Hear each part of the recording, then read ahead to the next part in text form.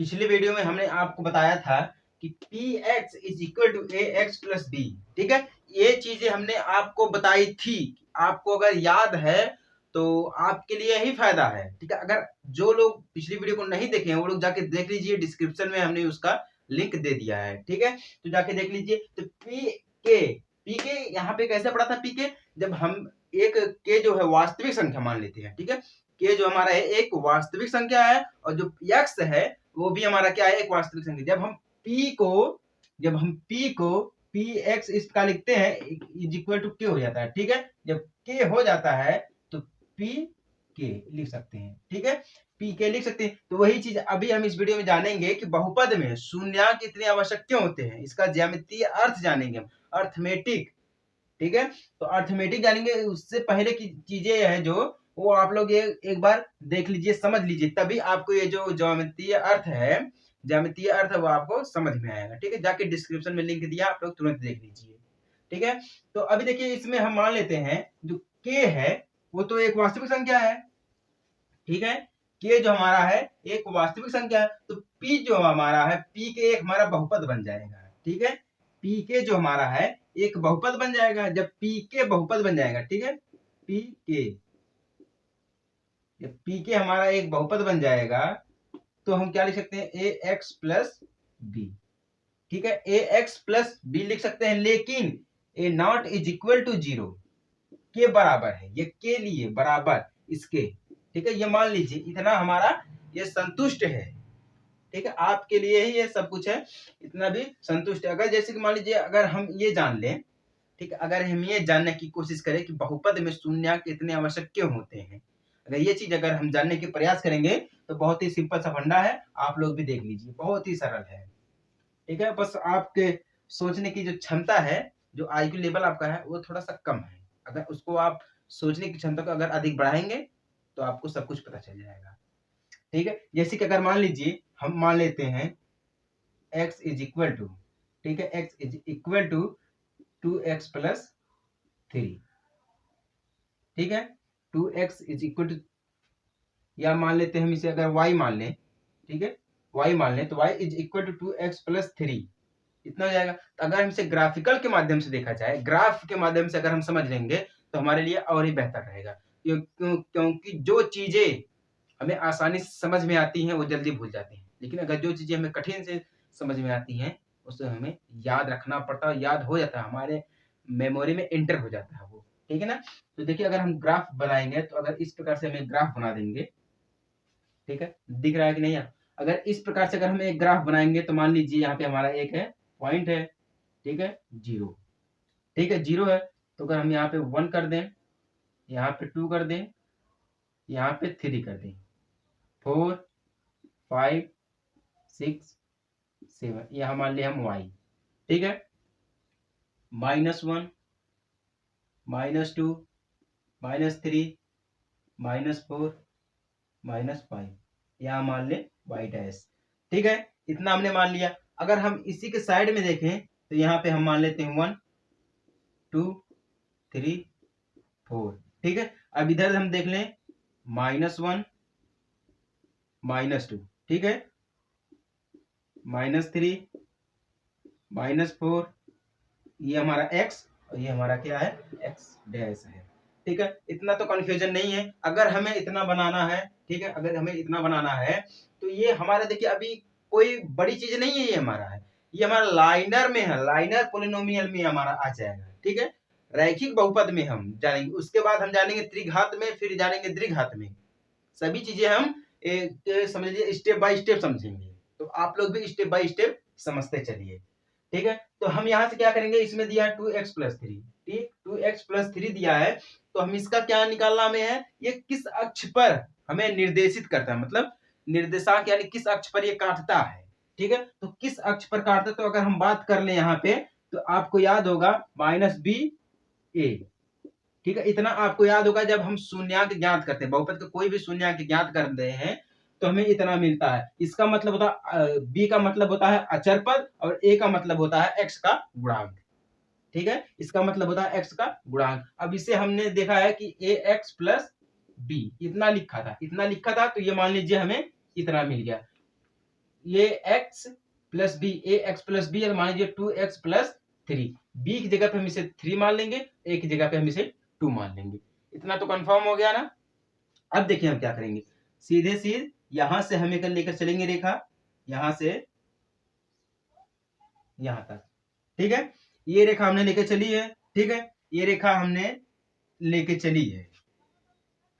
तो अब ये हमें यहाँ पे ध्यान से समझना है, मतलब इसे हम ध्यान से समझेंगे तो यहाँ पे हमारा एक पॉइंट बन जाएगा, ठीक है, एक पॉइंट हमारा यहाँ पे बन जाएगा। तो ये हमारी जो रेखा गई है, ये कौन सी रेखा है, ये रेखा है y is equal to 2x plus 3। ये हमारी क्या है, ये जो रेखा गई है ये इतनी है, ठीक है, ये जो रेखा है ये हमारी यही है, ठीक है। अब हम इसमें समझेंगे ये वाला पॉइंट, ठीक है, शून्यांक क्यों जरूरी है, ये वाला पॉइंट अब हम समझेंगे माइनस बी अपान ए, ये पॉइंट समझेंगे। तो हम देखिए यहां से रेखा कितनी बीच में गई है, ठीक है, इसके -2 और -1 के बीच से गई है, तो ये हमारा यहाँ पे -3 हो जाएगा, ठीक है।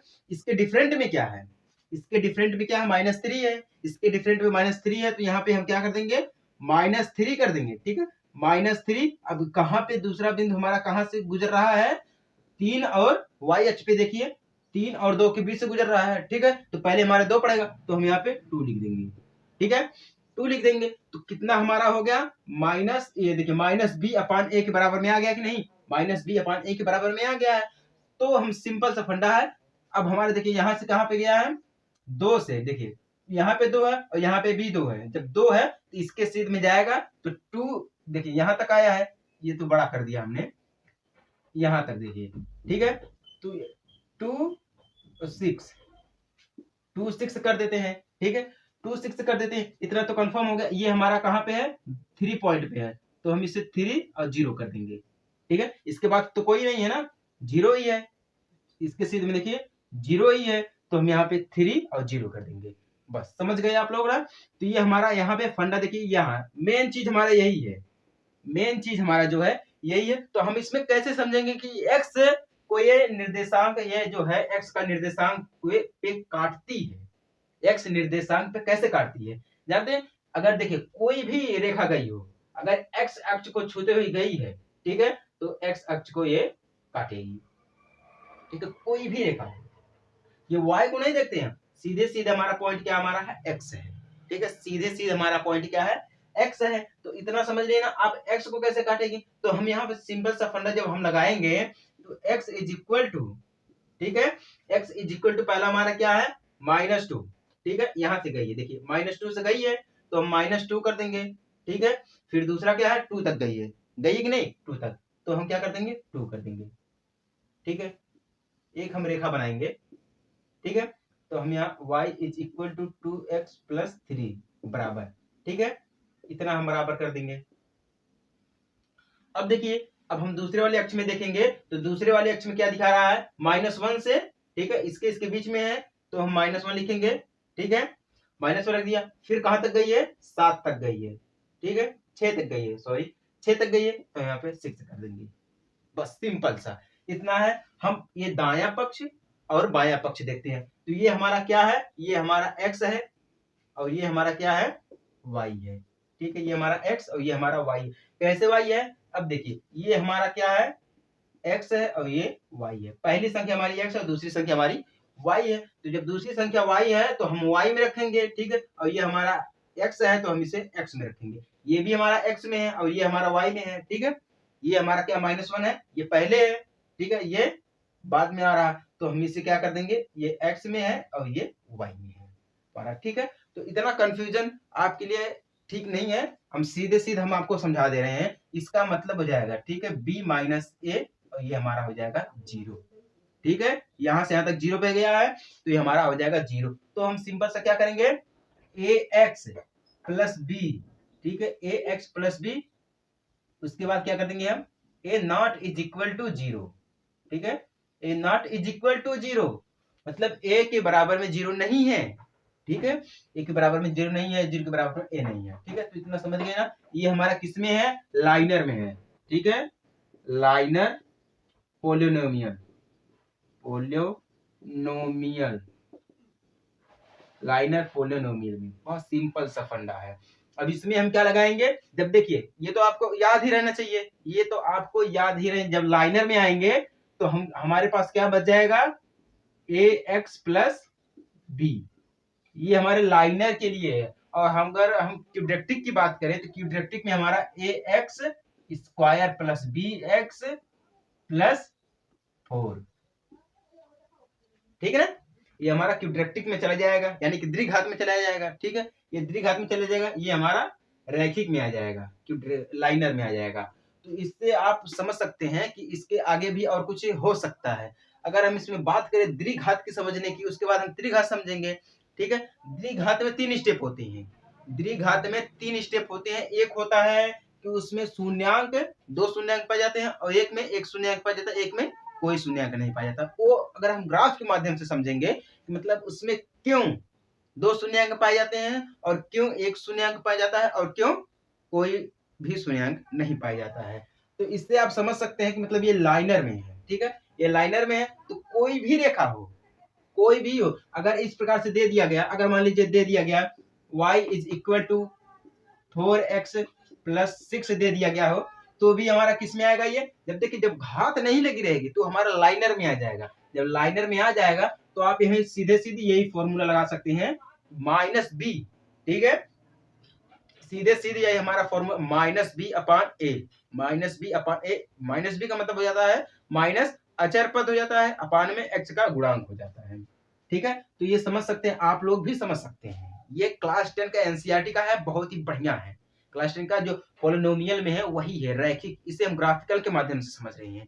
ग्राफिकल के माध्यम से आप भी देख लीजिए, ठीक है, कोई भी अगर ग्राफ बनाना हो तो भी आप समझ सकते हैं, ठीक है, कोई भी ग्राफ बनाना हो। अगर अभी हम आपको समझा देते हैं कि अगर हम लाइव आके अगर आपको समझाएंगे तो भी आपके लिए ये बहुत ही बढ़िया होगा, ठीक है, बहुत ही बढ़िया होगा। तो सीधे सीधे देखिए ये एक्स को काटता है, एक्स अक्ष को, ये एक्स का निर्देशांक है इसका, इसीलिए ये शून्य इसमें क्या होते हैं, बहुत ही आवश्यक होते हैं।